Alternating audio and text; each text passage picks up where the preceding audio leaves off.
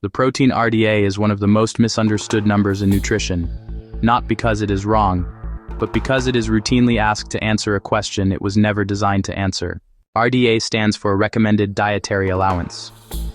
It represents the amount of a nutrient needed to prevent deficiency in nearly all healthy people.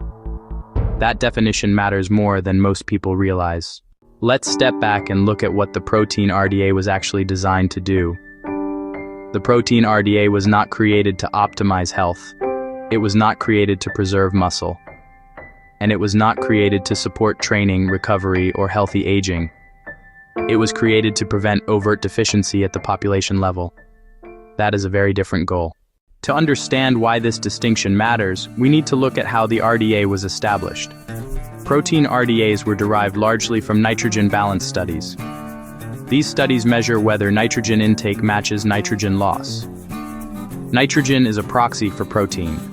If intake equals loss, the body is considered to be in balance. If intake is lower than loss, the body is losing tissue. This approach answers a very narrow question. What is the lowest protein intake that prevents net tissue loss in the short term? It does not answer broader, longer-term questions. It does not tell us how much protein supports strength.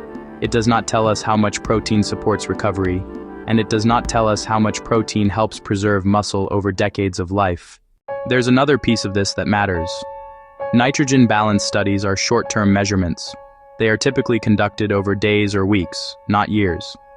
They do not capture slow, cumulative changes in muscle mass that occur gradually over time. A protein intake that appears adequate in the short term may still allow muscle loss to accumulate quietly over months and years. That loss does not trigger obvious deficiency symptoms. It shows up subtly, as reduced strength, slower recovery, and declining resilience.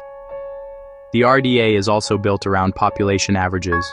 It is not individualized, and it assumes a largely sedentary lifestyle. Someone who performs regular resistance training places repeated mechanical stress on muscle tissue.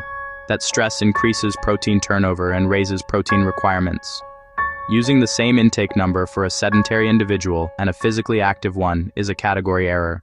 Now let's look at how this plays out in the real world.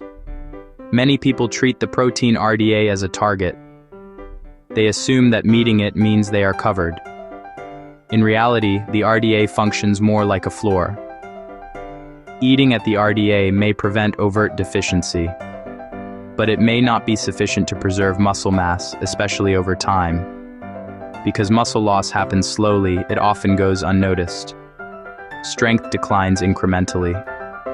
Recovery worsens gradually. These changes are frequently attributed to aging. But aging alone does not cause muscle loss. Muscle is lost when it is not sufficiently stimulated or supported.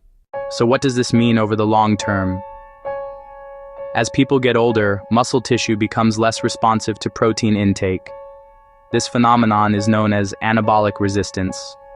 As anabolic resistance increases, the amount of protein required to stimulate muscle protein synthesis also increases. Yet many people continue to use the same protein intake targets year after year. Or they reduce protein intake as appetite declines. From the outside, this often looks reasonable.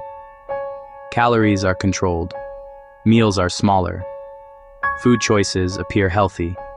Internally, muscle maintenance becomes more difficult. The protein RDA did exactly what it was designed to do. It helped prevent deficiency across a broad population. It was never intended to define optimal intake for individuals with specific goals. Understanding this distinction reframes the entire conversation. The question is not whether the protein RDA is right or wrong.